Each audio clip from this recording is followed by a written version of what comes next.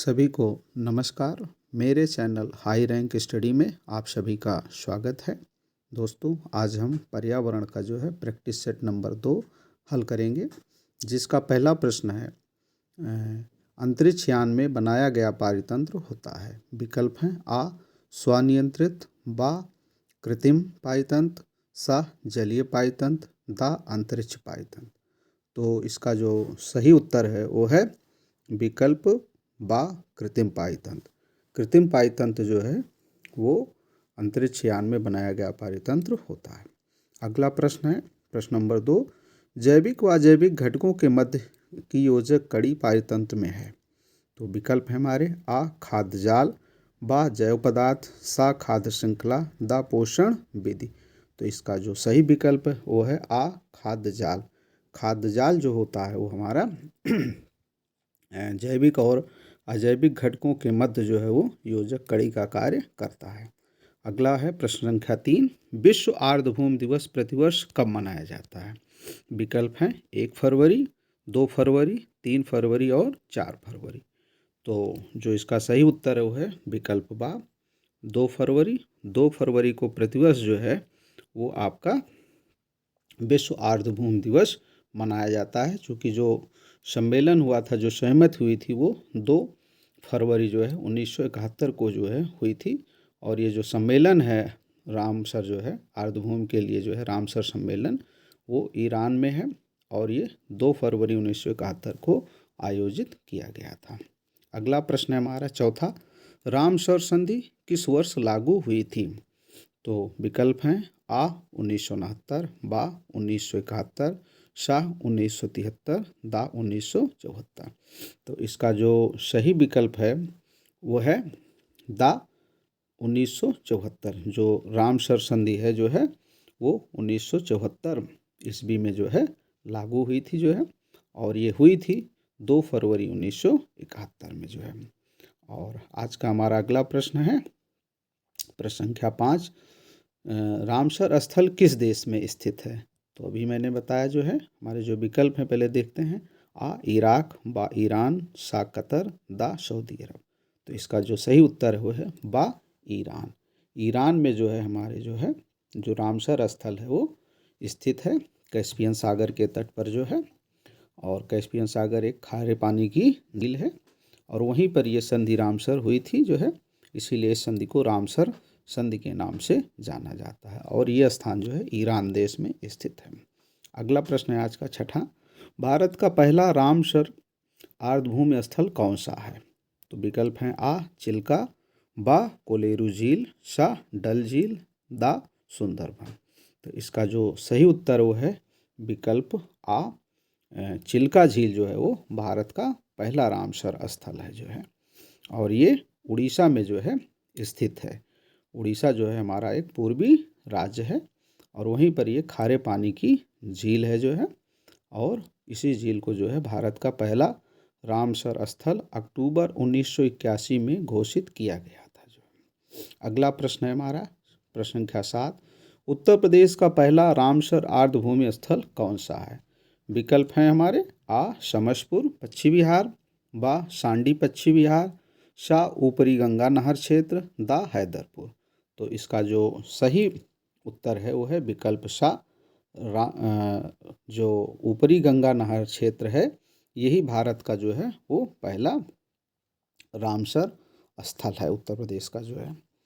अगला प्रश्न है हमारा जो है वो है 8, भारत में सर्वाधिक जो है किस प्रदेश में रामसर आर्द्रभूमि स्थल स्थित हैं जो है। तो विकल्प है हमारे आ आंध्र प्रदेश, बा महाराष्ट्र, सा ओडिशा, दा उत्तर प्रदेश। तो इसका जो सही विकल्प सही उत्तर है वो है दा उत्तर प्रदेश। उत्तर प्रदेश में जो है रामसर स्थलों की संख्या 9 हो गई है। अभी जो है 11 दिसंबर को जो है उत्तर प्रदेश के जो है 9वें रामसर स्थल जो है हैदरपुर को जो है घोषित किया गया है और 8 पहले से थे। तो इस तरह से उत्तर प्रदेश में 9 रामसर स्थल हो गए हैं।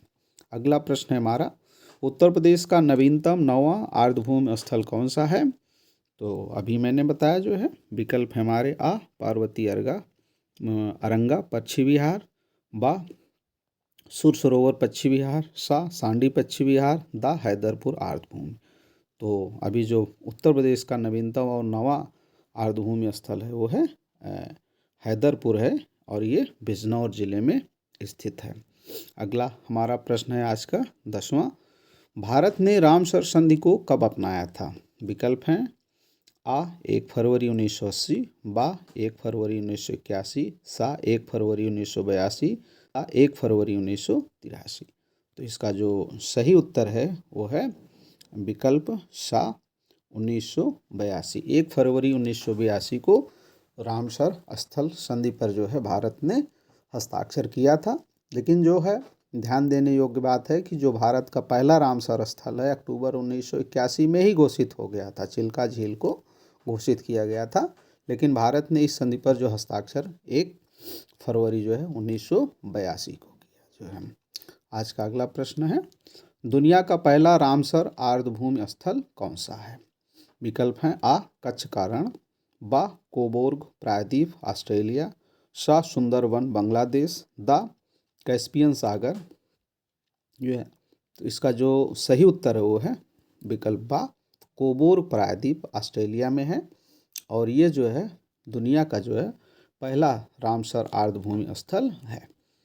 और अगला क्वेश्चन है 12, दो पारिस्थितिक तंतुओं के मध्य संक्रमण क्षेत्र को क्या कहते हैं? विकल्प हैं आ बायोम, बा बायोटोप, सा इकोटोन, दा सियर। तो इसका जो सही उत्तर है वो है सा इकोटोन। जो दो पारिस्थितिक तंतुओं के मध्य जो है संक्रमण क्षेत्र होता है उसको जो है हम क्या कहते हैं? इकोटोन कहते हैं। अगला प्रश्न है आज का 13, आपेक्षिक आर्द्रता नापने का उपकरण है। विकल्प है हमारे आ हाइड्रोमीटर, बा हाइग्रोमीटर, सा बैरोमीटर, दा ऑक्जेनोमीटर। तो इसका जो सही उत्तर है वो है विकल्प बा हाइग्रोमीटर। हाइग्रोमीटर की सहायता से जो है वो आपेक्षिक आर्द्रता को नापा जाता है और बैरोमीटर से जो है वायुदाब नापा जाता है और ऑक्जेनोमीटर से जो है वो ऑक्सीजन की मात्रा नापी जाती है। आज का अगला प्रश्न है, किस प्रकार के पिरामिड द्वारा विभिन्न पारिस्थितिक तंत्र की उत्पादकता का बोध होता है? जो पिरामिड है हमारे विकल्प हैं आ संख्या पिरामिड, बा बायोमास पिरामिड, सा ऊर्जा पिरामिड, दा बायोमास और ऊर्जा पिरामिड दोनों।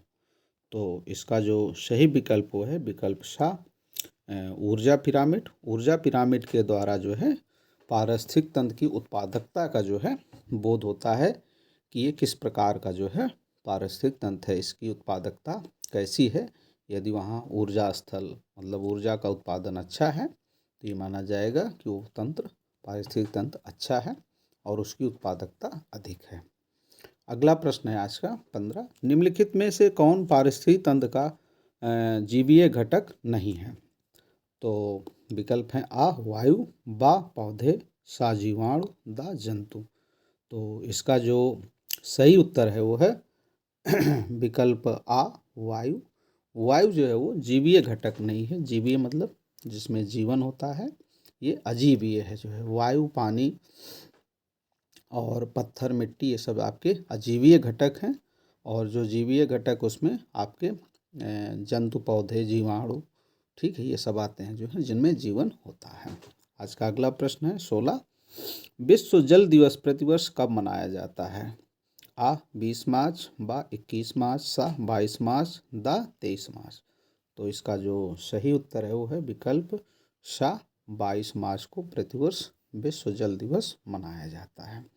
और आज का अगला प्रश्न है जो है 17, विश्व पृथ्वी दिवस प्रतिवर्ष कब मनाया जाता है? तो विकल्प है हमारे आ 20 अप्रैल, बा 21 अप्रैल, सा 22 अप्रैल, दा 23 अप्रैल। तो इसका जो सही उत्तर है विकल्प सा 22 अप्रैल को प्रतिवर्ष जो है वो विश्व पृथ्वी दिवस मनाया जाता है जो है। आज का अगला प्रश्न है, विश्व अम्ल वर्षा सूचना केंद्र कहाँ स्थापित किया गया है? विकल्प हैं आ ओस्लो, बा जिनेवा, सा हेलसिंकी, दा स्टॉकहोम। तो इसका जो सही उत्तर है वो है विकल्प आ ओस्लो। ओस्लो में जो है वो अंतर्राष्ट्रीय अम्ल वर्षा सूचना केंद्र स्थापित किया गया है। दोस्तों, चूँकि नॉर्वे और स्वीडन में जो है अम्ल वर्षा ज़्यादा होती है, इसीलिए जो है वहाँ पे ये अंतर्राष्ट्रीय अम्ल वर्षा सूचना केंद्र की स्थापना की गई है। आज का हमारा अगला प्रश्न है 19वां। भारत में सर्वाधिक मैंग्रोव वनस्पतियाँ कहाँ पाई जाती हैं? विकल्प है हमारे आ चिल्का, बा सुंदरबन, सा कच्छ कारण, दा पश्चिमी घाट। तो जो सही उत्तर है हमारा वो है बा सुंदरबन डेल्टा। सुंदरबन डेल्टा में जो है भारत की सर्वाधिक मैंग्रोव वनस्पतियाँ पाई जाती है। ये भारत का सर्वाधिक जो है सबसे बड़ा क्षेत्रफल वाला मैंग्रोव वनस्पत क्षेत्र है। आज का अगला प्रश्न है 20। अधिपादप जो है वो पौधे होते हैं जो अन्य पौधे पर निर्भर होते हैं। तो हमें बताना है कि अधिपादप जो है वो कौन से पौधे होते हैं। तो विकल्प है हमारे आ भोजन के लिए, बा यांत्रिक अवलंबन के लिए, सा छाया के लिए, दा जल के लिए जो है। तो इसका जो सही उत्तर है विकल्प बा यांत्रिक अवलंबन के लिए। जो अधिपादप हैं जो है तो दूसरे पौधे पर जो है अवलंबन के लिए, सहारा के लिए जो है निर्भर होते हैं। ठीक है। आज का अगला प्रश्न है हमारा 21। पारिस्थितिक तंत्र के संतुलित विकास के लिए आवश्यक है। विकल्प हैं आ नई प्रजातियों का विकास, बा वनारोपण, सा जैव विविधता का संरक्षण, दा उपरोक्त सभी। तो इसका जो सही जो है उत्तर है वो है विकल्प दा उपरोक्त सभी जो है। उपरोक्त सभी मतलब हमारे जो है तीनों विकल्प सही हैं। जैसे इसके विकास के लिए जो है हमें पारिस्थितिक तंत्र के संतुलित विकास के लिए नई प्रजातियों का विकास भी ज़रूरी है, वनारोपण भी ज़रूरी है और जैव विविधता का संरक्षण भी ज़रूरी है। ये दिन में से एक भी जो है वो नहीं रहेगा तो जो हमारा पारिस्थितिक तंत्र का विकास है वो संतुलित नहीं होगा, और जब असंतुलन होगा तो बहुत सारी विकृतियाँ उत्पन्न हो जाएंगी जो है। आज का अगला प्रश्न है 22। निम्नलिखित में कौन पृथ्वी के सर्वाधिक क्षेत्र पर फैला हुआ है? विकल्प हैं आ मरुस्थल, बा घास के मैदान, सा पर्वत, दा महासागर। तो इसका जो सही उत्तर है विकल्प दा महासागर। दुनिया की जो है लगभग 72% भाग पर जो है समुद्र फैला हुआ है। तो यही जो है सबसे बड़ा जो है क्षेत्र है पृथ्वी पर, महासागर जल जो सबसे सर्वाधिक बड़े क्षेत्रफल फैला हुआ है। अगला प्रश्न हमारा प्रश्न 23। वायु क्या है? तो विकल्प है हमारे आ यौगिक, बा तत्व, सा मिश्रण, दा उपर्युक्त में से कोई नहीं। तो दोस्तों जो वायु है वो एक मिश्रण है। यह जो है कई गैसों इसमें मिली होती हैं, नाइट्रोजन भी होता है, ऑक्सीजन भी होता है, CO2 भी होता है। तो इसीलिए वायु को जो है कई गैसों का मिश्रण कहा जाता है। आज का अगला प्रश्न है प्रश्न संख्या 24। निम्नलिखित में से कौन सा एक कीटभक्षी पौधा है? विकल्प हैं हमारे आ साइकस, बा पाइनस, सा घटपर्णी, दा सारगैसम। तो इसका जो सही उत्तर है विकल्प सा घटपर्णी। ठीक है, इसको इंग्लिश में यूट्रिकुलेरिया कहते हैं। यह एक कीटभक्षी है। इसका जो पत्तियां हैं जो है वो घट के आकार में परिवर्तित हो जाती हैं और उसके ऊपर एक ढक्कन रहता है, और ये दिन के समय अपने जो है ढक्कन को खोल देता है। जैसे ही कोई कीट उस ढक्कन के मुंह पे बैठता है, ढक्कन ऑटोमेटिक बंद हो जाता है और कीट धीरे धीरे फिर पत्तियों की सतह से एक रस स्रावित होता है और उन्हीं रसों के माध्यम से वो जो है उसमें घट में चला जाता है, और वहीं पर वो रस में जो है अम्ल पाए जाते हैं, पाचक एंजाइम पाए जाते हैं। उन एंजाइमों की सहायता से वो कीट जो है उसी में गल जाता है और पत्तियां के माध्यम से उसका वो अवशोषण करती हैं। घटपर्णी पौधा जो है एक कीटभक्षी पौधा है, और ये ऐसे स्थानों पर उगता है जहाँ पे प्रोटीन की कमी होती है। तो प्रोटीन की कमी को ही पूरा करने के लिए जो है, नाइट्रोजन की कमी को पूरा करने के लिए ये सब जो है कीटों का शिकार करते हैं। आज का अगला प्रश्न है 25। घटपर्णी का कौन सा भाग घट के रूप में रूपांतरित होता है? तो विकल्प हैं आ स्तंभ, बा पत्ती, सा अनपर्ण, दा पर्ण ग्रंथ। तो इसका जो सही उत्तर है वो है विकल्प बा पत्ती। पत्ती ही जो है वो घट के रूप में रूपांतरित हो जाती है और कीटों को वो पकड़ने का कार्य करती है। आज का अगला प्रश्न है 26। पारिस्थितिक तंत्र में तत्वों के चक्रण को क्या कहते हैं? ये बहुत इम्पॉर्टेंट प्रश्न है और इस पे विशेष ध्यान देना है। तो हमारे विकल्प है आ जैव भू रासायनिक चक्र, बा भौतिक चक्र, सा भू रासायनिक चक्र, दा रासायनिक चक्र। तो इसका जो सही उत्तर है वो है विकल्प आ भू रासायनिक चक्र। पारिस्थितिक तंत्र में जो है तत्वों का जो चक्रण होता है एक नियमित क्रम पे चलता रहता है, ठीक है, उसी को हम जैव भू रासायनिक चक्र कहते हैं।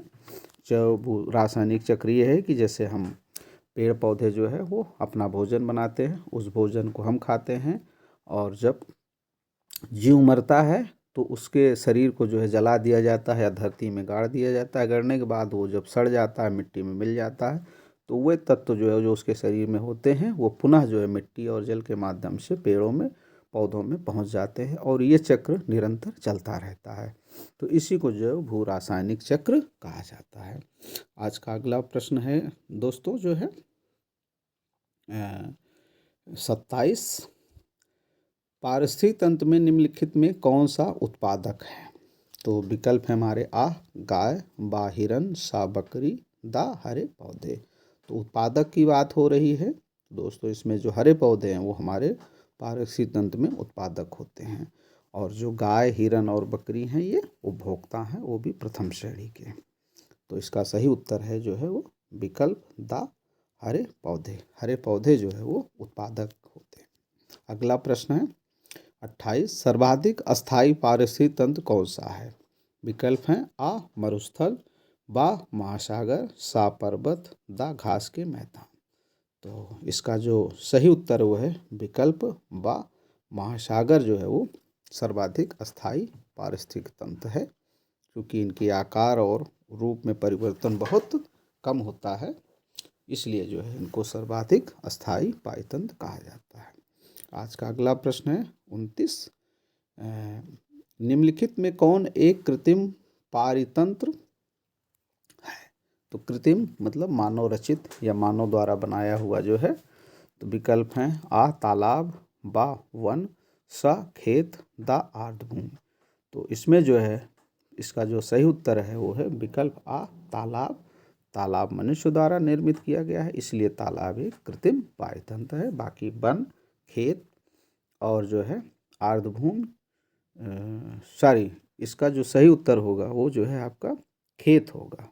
खेत एक कृत्रिम पारितंत्र है और जो क्या कहते हैं ये, क्योंकि खेत में हम जो है वो उसकी जोताई गुड़ाई करके जो है वो हम जो है उसको बनाते हैं, उसमें फसलें उगाते हैं, तो उस तरह से वो एक कृत्रिम पारितंत्र है। तालाब जो है वो नेचुरल भी बने होते हैं, ठीक है, जो गड्ढे बन जाते हैं भू आकृतियों में विचलन के द्वारा जो है, तो उनमें पानी जमा हो जाता है। तो इस तरह सारे तालाब जो है वो ये मैं नहीं कह सकता कि कृत्रिम ही होते हैं, नेचुरल भी होते हैं। तो इस तरह से इसका जो सही उत्तर है वो है विकल्प सा खेत। खेत जो है वो क्या है आपका एक कृत्रिम पारितंत्र है। और आज का अंतिम प्रश्न है हमारा जो है 30। किस पारितंत्र में जीव भार का पिरामिड उल्टा बनता है? विकल्प हैं आ तालाब, बा वन, सा खेत, दा कोई नहीं। तो इसका जो सही उत्तर वो है विकल्प आ तालाब। तालाब में जो है हमेशा जीव भार का पिरामिड जो है वो क्या होता है, उल्टा बनता है। तो दोस्तों ये हमारे प्रैक्टिस सेट नंबर 2 के जो है 30 प्रश्न थे जो है, और मुझे आशा है कि आप सब इससे जो है लाभान्वित होंगे। और दोस्तों आप सबको यदि मेरा ये वीडियो पसंद आया है तो इसे जो है लाइक करें, शेयर करें और सब्सक्राइब करना ना भूलें। धन्यवाद। आपका जो है लाइक शेयर मुझे मोटिवेशन प्रदान करता है और मैं आपके जो है फिर से एक नई ऊर्जा के साथ इससे भी अच्छा जो है वीडियो लेकर के आऊँगा जो है। धन्यवाद।